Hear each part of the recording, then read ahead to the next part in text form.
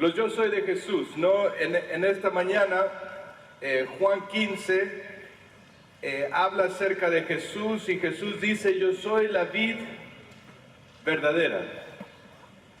Juan 15, capítulo 15, versículo 1 dice, yo soy la vid verdadera y mi Padre es el labrador.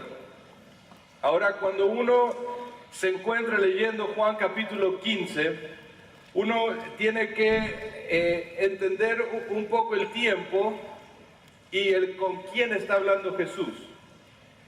Ya Jesús había elegido a sus 12 discípulos. Jesús ya había pasado prácticamente 3 años con las 12 personas que Él llamó y que Él fue preparando. Personas que de repente vieron a Jesús cómo Él resucitaba a los muertos, cómo Él daba vista a los ciegos, cómo Él hacía cada milagro. Y acá Jesús comienza a tener una última conversación con sus discípulos. Aquella persona que una vez que Jesús fuese crucificado, resucitado y ascendiera al cielo, eran las personas en las cuales el ministerio iba a descansar. Prácticamente lo que Jesús estaba haciendo era esto: ustedes vieron lo que yo hice y ahora les toca a ustedes el palito, ustedes continúan corriendo. Jesús tenía esta conversación, como decía, era una conversación en privado con las 12 personas que Él había llamado, sus apóstoles, los discípulos. Jesús estaba próximo a ir a la cruz, Él estaba próximo a morir en la cruz por los pecados del mundo. Y aquí es donde Jesús se encuentra y dice, yo soy la vid verdadera y mi Padre es el labrador. Todo pámpano que en mí no lleva fruto, lo quitará. Y todo aquel que lleva fruto, lo limpiará para que lleve más fruto. Ya vosotros estáis limpios por la palabra que os he hablado. Permaneced en mí y yo en vosotros. Como el pámpano no puede llevar fruto por sí mismo, si no permanece en la vid, así tampoco vosotros, si no permanecéis en mí. Yo soy la vid, vosotros los pámpanos. El que permanece en mí y yo en él, este lleva mucho fruto. Porque separados de mí nada podéis hacer. El que en mí no permanece será echado fuera como pámpano y se secará, y los recogen y los echan en el fuego y arden. Si permanecéis en mí y mi palabra permanecen en vosotros, pedid todo lo que queréis y os será hecho. En esto he glorificado a mi Padre, en que llevéis mucho fruto y seáis así mis discípulos. Como el Padre me ha amado, así también yo os he amado, permaneced en mi amor. Una parte de la Escritura que es práctica, una parte de la Escritura que nos lleva a reflejar cómo estamos y para qué estamos. Cuando uno lee el capítulo 15 y parte del capítulo 16, Jesucristo apunta a 3 relaciones de cada persona. La primera, cuando habla acerca de permanecer, Él dice, mi Padre es el labrador, yo soy la vid, ustedes el pámpano, hay una relación. El creyente con Jesús. Después continúa del versículo 12 hasta el versículo 17 y comienza a hablar acerca del uno con el otro. Y dice la palabra, un nuevo mandamiento es dado, que os améis unos a otros. El versículo 12, este es mi mandamiento, que os améis unos a otros como yo os he amado. La relación que hay entre personas, la persona que está a su lado. Y después del versículo 18 hasta el capítulo 16, versículo 4, es la relación con el mundo. Ahora, cada una de esas lleva cierto mandamiento detrás. Cuando hablamos acerca de la relación que uno tiene con Jesús, uno es llamado a permanecer.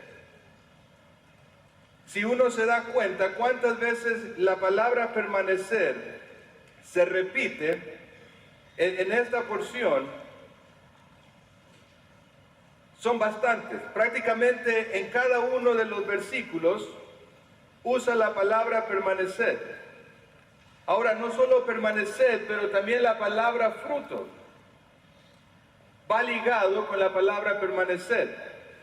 Y acá cuando uno lo ve solamente en este versículo, del versículo 1 al versículo 16, se repite 8 veces. Se repite 8 veces, 2 veces en el versículo 2, cuando dice lleva fruto, y después el versículo 2 cuando termina dice lleva más fruto. En el versículo 4 se repite nuevamente, no puede llevar fruto la primera vez, y después dice, permaneced en mí y yo en vosotros. El pámpano no puede llevar fruto por sí mismo. Si no permanece en la vid, así tampoco vosotros si no permanecéis en mí. El versículo 5 nuevamente usa la palabra llevar mucho fruto. Versículo 8 lo repite nuevamente, llevéis mucho fruto. Versículo 16 lo dice nuevamente, y llevéis fruto y vuestro fruto permanezca. Entonces Jesús con los dos se va ligando la palabra permanecer y la palabra fruto, cuando habla en relación con Él. Ahora, cuando uno ve la palabra fruto, la Biblia acá, Jesucristo cuando habla con ellos dice, es imposible que como creyente, que como un discípulo mío pueda llevar fruto si no hay una comunión constante. Si no permaneces unido conmigo, con mi propósito, es imposible llevar fruto. Es imposible generar la obra de Dios sin Dios. Y la primera pregunta que uno se debe de hacer es, ¿qué fruto estoy generando en mi vida? ¿Cuál es el fruto que se va dando a conocer lo que yo soy o lo que no soy? Recuerdo que cuando habíamos recién salido del instituto, fuimos nosotros y pastoreamos una iglesia en Durango y estuvimos ahí un poco más de 3 años. Y recuerdo que para mí esos 3 años fueron años donde fueron difíciles. Porque uno salía con todo el ánimo de haber estudiado la Biblia y uno decía, ahora sí nos toca y vamos a trastornar el mundo como lo hicieron los primeros discípulos. Que llegaban a un lugar y la palabra de Dios era predicada y se convertía en un montón. Pero sabe que cuando llegamos ahí la cosa fue distinta. Porque pasaron cosas que en vez de decir, Dios está haciendo grandes cosas, la pregunta que había en mi corazón era, pero ¿por qué no está pasando lo que uno esperaba? ¿Por qué no está pasando de repente lo que pasaba en el libro de los Hechos, que se preparaba uno para predicar y muchos venían al conocimiento? Muchos conocían a Cristo, muchos se arrepentían, personas que se iban agregando a la iglesia. Y pasaron prácticamente 1 año y medio, cuando en vez de estar más animado, eran más las preguntas que venían a mi cabeza. Hasta que un día hablando con un misionero nos sentábamos y le decía, mira, yo apenas tengo 1 año y medio que salí del instituto después de haber estudiado 4 años y estoy frustrado. Estoy frustrado porque veo cómo el ministerio, en vez de ver que va creciendo, que la iglesia va creciendo, veo que la iglesia disminuye. Y uno sirve, uno hace, pero sin embargo no veo un resultado.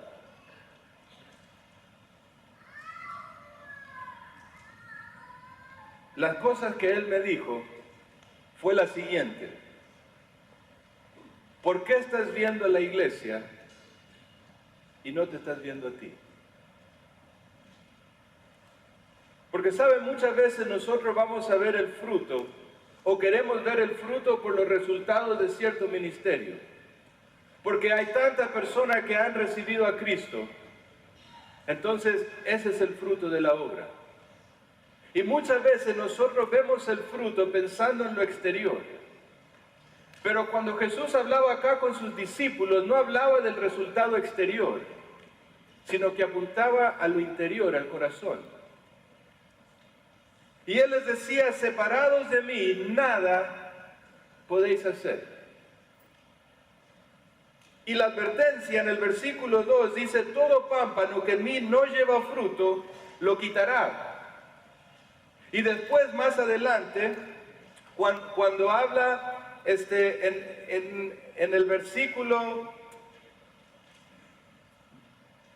yo soy la vid, versículo 5, yo soy la vid verdadera, vosotros el pámpano, el que permanece en mí y yo en él, este lleva mucho fruto, porque separados de mí nada podéis hacer. Versículo 6, en que el que en mí no permanece, será echado fuera como pámpano, y se secará, y los recogen, y los echan en el fuego, y arden. Ahora uno de repente ve estos versículos y puede entrar en un conflicto. ¿Qué es lo que acá quiere decir Jesús? ¿Qué es lo que Jesús le está dando a conocer a los discípulos? Que de repente la relación que Él decía que era una relación íntima, que era una relación permanente, que era algo eterno, si la vida no daba fruto, que la salvación se podía perder. Obviamente que no, porque la salvación no depende de nosotros mismos, sino depende de la fe en Cristo y la obra que Él estaba en este momento a punto de hacer en la cruz. Nosotros lo vemos como algo que ya pasó, pero ellos estaban a punto de verlo, lo que Jesús iba a hacer. Estudiando estas palabras, son dos palabras distintas que el griego utiliza para describir el versículo 2, cuando dice lo quitará, y el versículo 5, cuando usa será echado fuera. Y la primera palabra que usa en el versículo 2, cuando dice todo pámpano que en mí no lleva fruto, lo quitará, es una palabra que es interesante, porque uno pensaría que es un castigo. Pero sabe que cuando uno estudia la palabra esa significa algo que es levantado. Una persona que de repente comienza a llevar el peso del otro y se lo coloca sobre sí mismo. Y yo pensaba, qué imagen hermosa de Cristo. Porque Cristo, eso es lo que hace con nosotros. Él cuando vio que nosotros éramos pecadores, Él nos dice que Él nos desechó. Cuando la Biblia dice que nosotros éramos enemigos de Dios, no dice que Dios se olvidó de nosotros, sino todo lo contrario. Él dice que Él, aún siendo pecadores, Él nos amó. Él dice que a pesar de lo que éramos, Él llevó sobre Él mismo el peso y la condenación de nuestro pecado. Pero obviamente cuando uno va a la segunda palabra, cuando dice será echado fuera, ahí se apunta a la persona que no quiere tomar conciencia de su condición y continúa caminando en desobediencia a Dios. En uno conocemos lo que es la gracia de Dios y en otro podemos conocer lo que es la justicia de Dios. Pero qué bueno que el juicio de Dios viene después de que Él ha mostrado su gracia. ¿Cómo nos encontramos nosotros esta mañana? Cuando pensamos en el fruto que nuestra vida va llevando, el fruto lo podemos ligar con la imagen de Cristo en nosotros. Pablo decía, yo sufro dolores de parto hasta ver que Cristo se ha formado en ustedes. Pablo decía, con Cristo estoy juntamente crucificado. Ya no vivo yo. Pablo decía, las marcas de Cristo es aquello que yo quiero llevar. Yo me quiero identificar con el sufrimiento de Cristo. Pablo decía, nosotros hemos sido comprados por sangre. No somos dueños ya de nosotros mismos. Hemos sido comprados por precio. ¿Para glorificar a quién? Aquel que nos amó y nos limpió. Porque sabe, el fruto de nuestra vida es ver que Cristo sea formado en nosotros. Que cuando las personas puedan vernos a nosotros mismos, puedan ver cómo estamos siendo transformados a semejanza de nuestro Salvador. Y me encanta la cadena como lo dice, porque cuando comienza el capítulo habla acerca de llevar fruto. Y después dice que lleve más fruto. Y después llevar mucho fruto. De tal manera que nuestra vida como creyente debe siempre de ir de menos a más. Pero sabe que muchas veces nos encontramos que vamos de más a menos. Que nos encontramos con la lucha de que en vez de reflejar más a Cristo, damos un paso para adelante y 4 para atrás. Donde la vida cristiana comienza a ser una rutina y no una relación. Donde la vida cristiana, más que estar permaneciendo al lado de Cristo, busco permanecer al lado de lo que me conviene a mí y lo que puede traer una satisfacción a mí. Y en vez de ver al gran yo soy, comienzo a darle importancia a lo que yo quiero. En vez de mirar a aquel que dice yo soy la vid verdadera, yo quiero tener una agenda propia y descartar aquello que Dios quiere lograr en mí.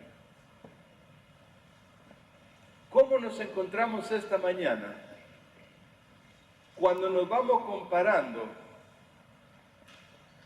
con Jesús. Ayer en la tarde me pasó algo que yo después hablaba con mi hija, pero pasó un momento donde me enojé con ella. Y en medio de ese enojo, dije cosas que a ella le ofendió. Y yo después comencé a hacer otras cosas afuera y yo veía que ella salía y no me decía nada, pero me miraba con una cara triste. Y de repente otra vez se metía y a los 5 minutos salía.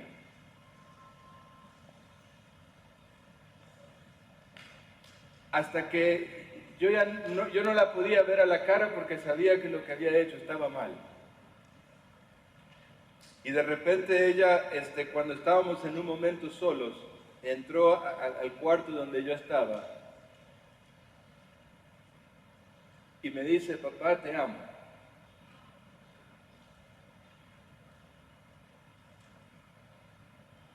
Y esas palabras golpearon mi corazón. Porque ella buscaba la forma de tratar de reconciliar una relación. Y ella tomó la iniciativa para decir, papá, hablemos. En vez de ser yo el padre, el que iba a ella y decir, hija, tenemos que hablar. Porque papá se equivocó. Y cuando pensaba yo en esta mañana, en lo que Jesús hace con nosotros, aun cuando nuestro carácter no refleja el carácter de Él, qué bueno que Él primero toma la iniciativa para levantarnos y guiarnos a permanecer en Él antes de dar su juicio. Porque sabe, cuando uno piensa en el carácter y uno se ve reflejado con lo que es Cristo, en mi caso uno queda lejos. No es el caso suyo.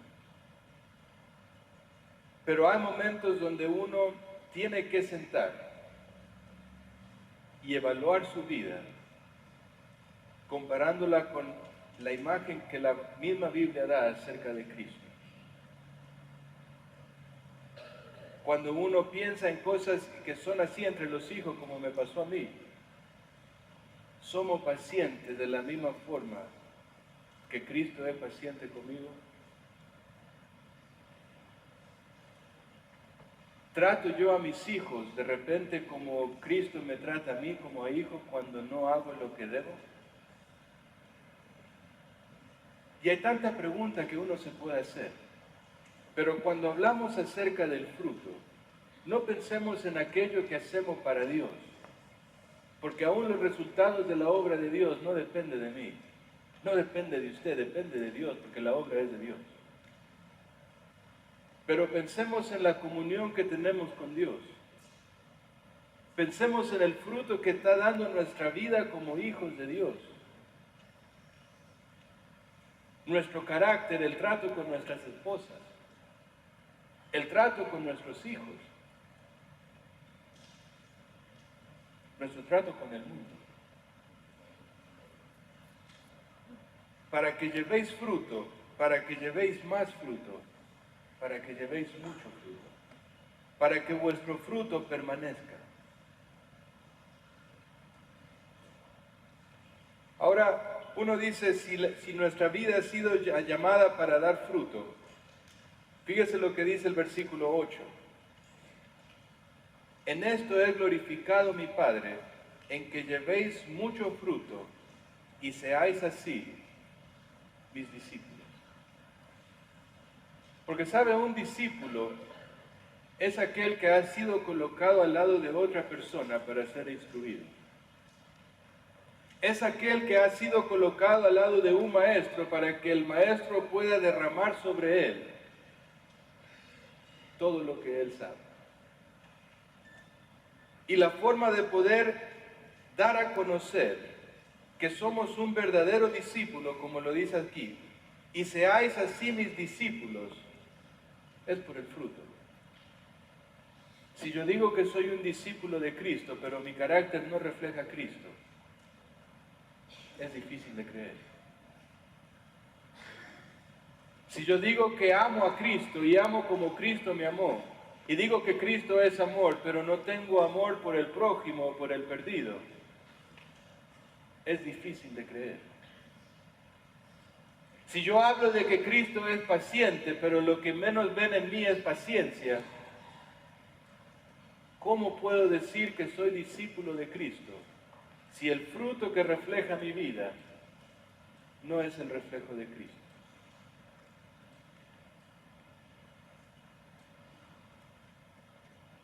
En esto es glorificado mi Padre, en que llevéis mucho fruto y seáis así mis discípulos. Cuando uno piensa en una persona que muere sin Cristo, el juicio de Dios es el infierno. Porque la persona tuvo momento o la oportunidad de poder reconocer a Cristo como su Salvador, reconocerse a Él pecador, pero decidió decirle a Dios no. Dios mostró su gracia, persona no quiso recibir su gracia, recibe el juicio de Dios. Cuando el creyente deja a un lado la voluntad de Dios y no permanece al lado de Dios, las Escrituras dan a conocer personas que murieron porque se dejaron llevar por el enemigo en vez de dejarse llevar por Dios. Decidieron decirle a Dios no. El caso de Judas, una persona cercana, uno de los 12, pero sin embargo su corazón estuvo lejos. Cuando pensamos en el caso, por ejemplo, de Ananías y Zafira, persona que Pedro les dijo, ¿por qué te dejaste ser tentado? ¿Por qué no obedeciste? La persona murió al instante. Pero sabe que cuando nuestra vida no lleva fruto, es muy difícil poder servir a Cristo cuando nuestro carácter no refleja a Cristo. Y por eso el llevar fruto va ligado con la palabra permanecer. Donde yo permanezco al lado. Pero fíjese la palabra que Dios utiliza. Cuando habla en el versículo 7, dice, si permanecéis en mí, el permanecer en Cristo, dice es, mis palabras permanecen en vosotros. Y después la última parte del versículo 7 dice, pedid todo lo que queréis y os será hecho. En otras palabras, si yo quiero llevar fruto, es necesario que permanezca. Y el permanecer, debo permanecer al lado de su palabra y debo permanecer en oración. Mis palabras y pedir. El versículo 16 dice así, no me elegisteis vosotros a mí, sino que yo os elegí a vosotros y os he puesto para que vayas y llevéis fruto y vuestro fruto permanezca, para que todo lo que pidiereis, nuevamente la oración al Padre, en mi nombre, Él os los dé. Ahora, cuando hablamos acerca de la palabra de Dios, hay tantos versículos que hablan acerca de ella. Romanos capítulo 10, cuando habla acerca de la palabra de Dios, dice que la fe es por el oír y el oír la palabra de Dios. Es decir, yo no puedo desear crecer y ser más como Cristo cuando la palabra de Dios no existe en mi vida. Yo no puedo desear conocer más a Dios cuando no invierto el tiempo para conocer su palabra. Porque esto es lo que da testimonio de Él. Esto es aquello que nos da a conocer quién es Él y lo que yo necesito de Él.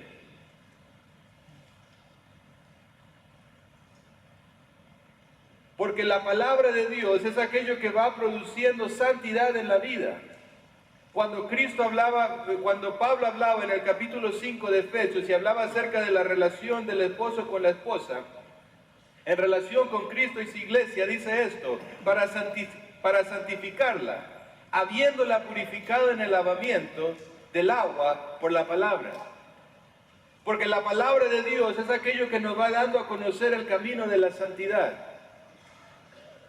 Porque la palabra de Dios es aquello que nos va dando a conocer quién es Dios. Pero sin embargo, cuando uno va a la Escritura, fíjense lo que dice Pablo en 2 de Timoteo.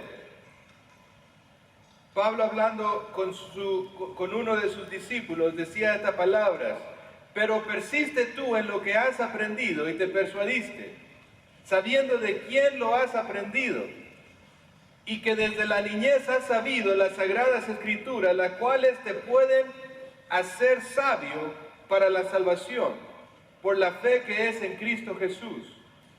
Toda la escritura es inspirada por Dios.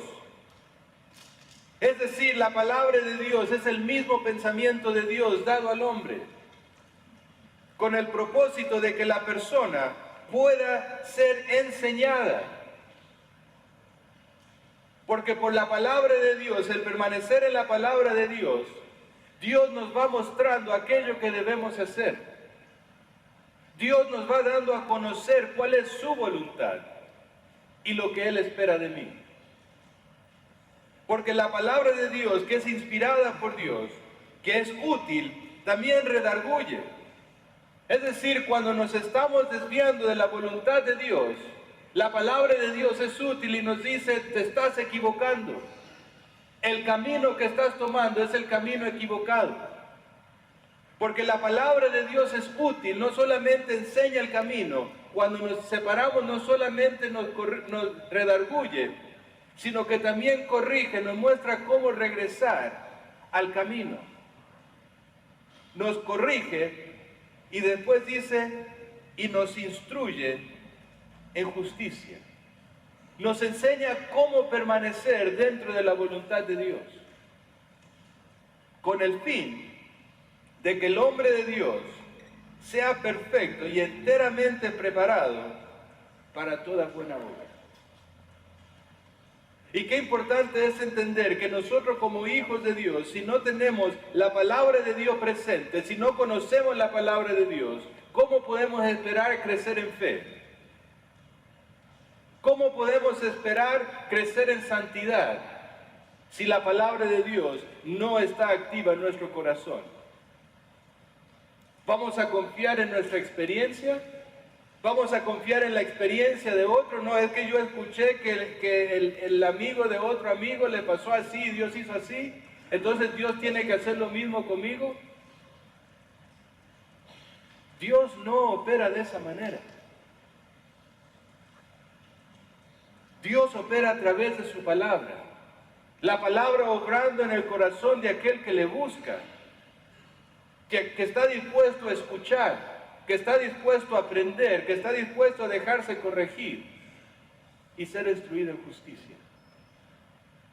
Porque cuando la palabra de Dios está activa en nosotros, nosotros conocemos la voluntad de Dios. Nosotros conocemos aquello que podemos esperar de parte de Dios y lo que Dios espera de nosotros. Y qué importante cuando le dice a sus discípulos esta palabra. Nadie tiene mayor amor que este, que uno ponga su vida por sus amigos. No les llamó discípulos. No les llamó personas extrañas o extranjeras a su propósito, sino que la palabra que Dios utilizó fue dar su vida por sus amigos, y después les dice el versículo 14, vosotros sois mis amigos si hacéis lo que yo os mando. Vosotros sois mis amigos si hacéis lo que yo os mando. Versículo 15 dice, ya no os llamaré siervos, porque el siervo no sabe lo que hace su Señor, pero os he llamado amigos, porque todas las cosas que oí de mi Padre, os las he dado a conocer. Y qué mensaje tan importante para los discípulos. En otras palabras, Jesús le decía, antes ustedes eran totalmente ignorantes a lo que Dios quería. Ustedes no tenían ni idea, cuando yo los llamé a servirme, todo lo que iban a aprender.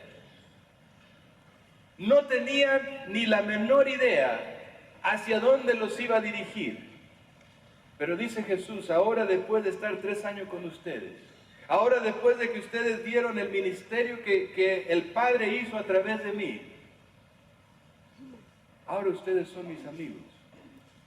Porque ustedes han decidido obedecer mi palabra y porque ustedes conocen mi plan. Qué hermosa palabra para los discípulos, que estaban a punto de entrar a un momento donde iban a ser perseguidos, donde con la vida iban a tener que demostrar quiénes eran y para qué estaban. Donde la vida de ellos no iba a ser una rutina de estar o no estar en la iglesia, sino que era constantemente estar activos y estar dispuestos a entregar su vida por aquel que los llamó amigos. Yo soy la vid verdadera, vosotros los pámpanos. El que no permanece a mi lado, es imposible que lleve fruto. Porque separados de mí, nada podéis hacer. Nada podéis hacer. ¿Qué tan activa está la palabra de Dios en nuestro corazón? ¿Cuánto conocimiento tenemos nosotros acerca de la voluntad de Dios? ¿Cuánto conocimiento tenemos acerca de Dios? ¿Dios nos pudiese llamar amigos hoy? Si colocamos la palabra que Dios dice aquí, dice, vosotros sois mis amigos, pero tiene una condición: si hacéis lo que yo os mando. ¿Nosotros calificamos como amigos de Dios? ¿Sabe que es difícil contestar esa pregunta? Porque a veces hacemos lo que es correcto y a veces no. Porque muchas veces estamos tan animados para hacer y nos sentimos que estamos en las nubes espiritualmente, y en otro momento desanimados que queremos tirar la toalla. Pero qué importante es entender que Cristo está para levantarme y está dispuesto a retomarme y colocarme nuevamente en el camino, para que mi vida pueda reflejar el fruto.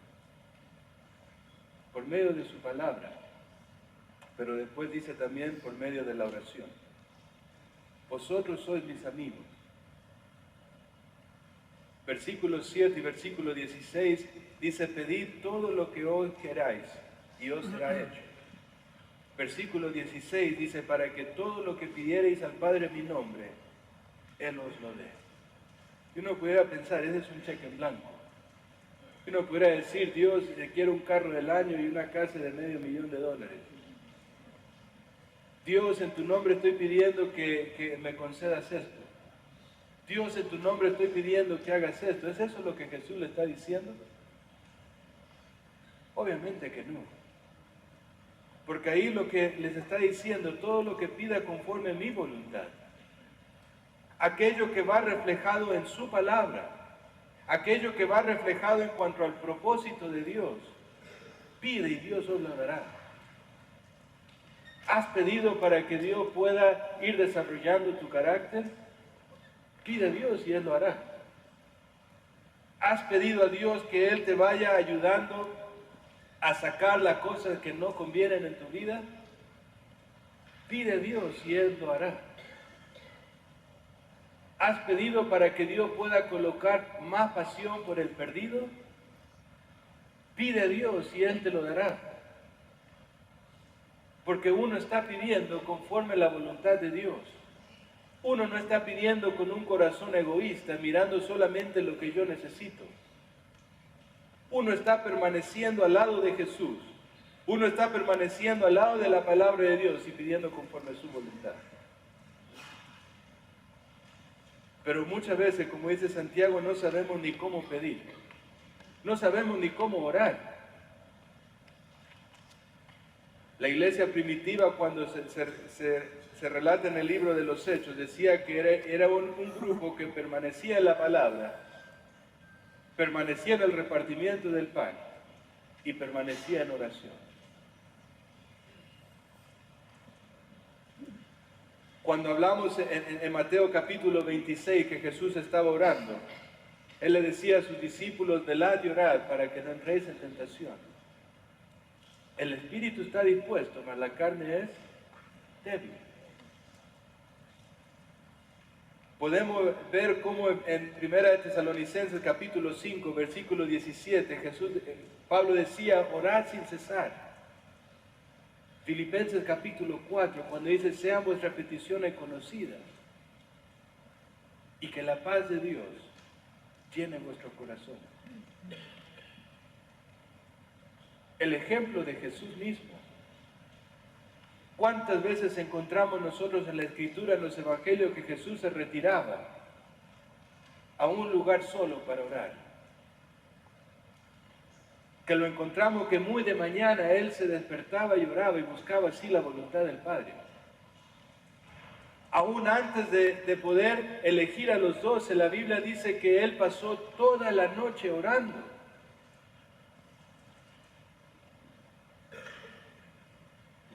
Porque el permanecer en la palabra y el permanecer en oración es aquello que trae honra y glorifica al Padre. Jesús decía, la palabra que mi Padre me ha dado, eso es lo que yo te estoy dando. Para mí el mayor gozo, dice Jesús, es haber cumplido con la voluntad de mi Padre. Y estas cosas os he hablado, para que mi gozo esté en vosotros y vuestro gozo sea cumplido. Yo soy la vid verdadera, vosotros los pámpanos.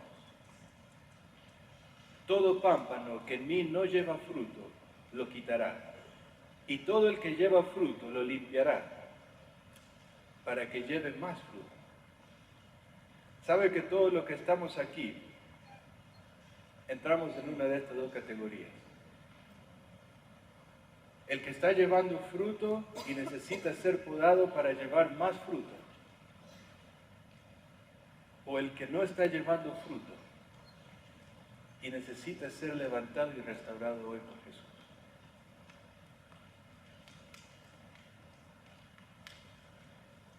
¿En qué grupo se encuentra usted?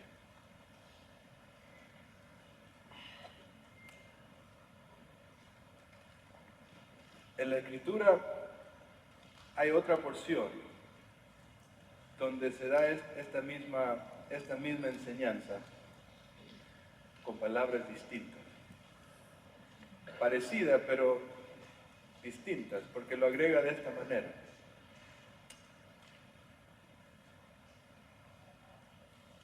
Dice así: ahora cantaré por mi amado, el cantar de mi amado a su viña. Tenía mi amado una viña en una ladera fértil. La había cercado y despedregado y plantado de vides escogidas. Había edificado en medio de ella una torre y echó también en ella un lagar. Y esperaba que diese uvas y dio uvas silvestres. Ahora pues, vecinos de Jerusalén y varones de Judá, juzgad ahora entre mí y mi viña. ¿Qué más se podía hacer a mi viña que ya no haya hecho en ella? ¿Cómo esperando yo que diese uvas, ha dado uvas silvestres? Os mostraré pues ahora lo que haré yo a mi viña. Le quitaré su vallado y será consumida. Aportillaré su cerca y será hollada. Haré que quede desierta. No será podada ni cavada. Y crecerán el cardo y los espinos. Y aún a las nubes mandaré que no derrame lluvia sobre ella. Ciertamente la viña de Jehová de los ejércitos es la casa de Israel. Y los hombres de Judá, planta deliciosa suya. Esperaba juicio y he aquí vileza, justicia y he aquí clamor. Para Israel, la pregunta fue así: ¿qué más pudiese haber sido hecho? Obviamente la respuesta es: Dios lo hizo todo. Y para nosotros, ¿qué más puede hacer Jesús? Si Él entregó a su único Hijo a morir en una cruz por nuestros pecados, si Él nos bendijo con toda bendición espiritual, ¿qué más puede hacer? ¿Estamos dando el fruto que Él espera?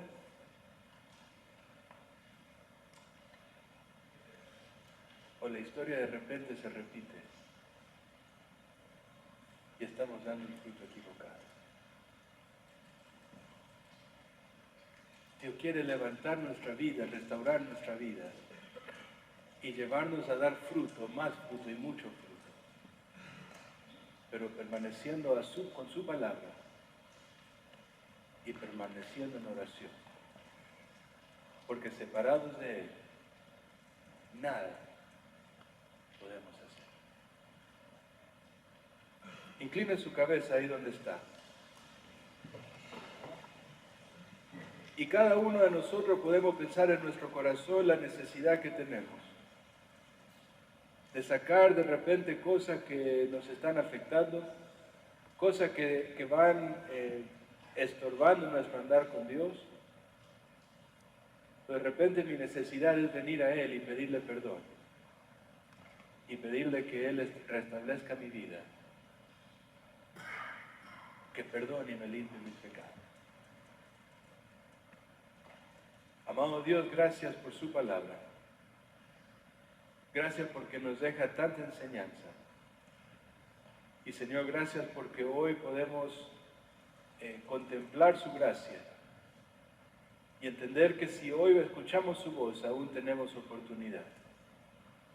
Ayude nuestro corazón, Señor, a poder ser como el suyo, que podamos conocer su palabra, invertir tiempo en ella, invertir tiempo en oración y comenzar a caminar según su voluntad. Padre, perdón por nuestras faltas y ayúdenos a poder reflejar su carácter. Es en su nombre en el cual oramos. Amén. Si usted está aquí en esta mañana y necesita oración, o si usted recibió a Cristo, no se vaya, sino que pase y hable con personas que están preparados y listos para escuchar y orar con usted. No se vaya si necesita a Cristo, y si necesita oración, pase para recibir ayuda. Que Dios le bendiga y tenga una bendecida semana.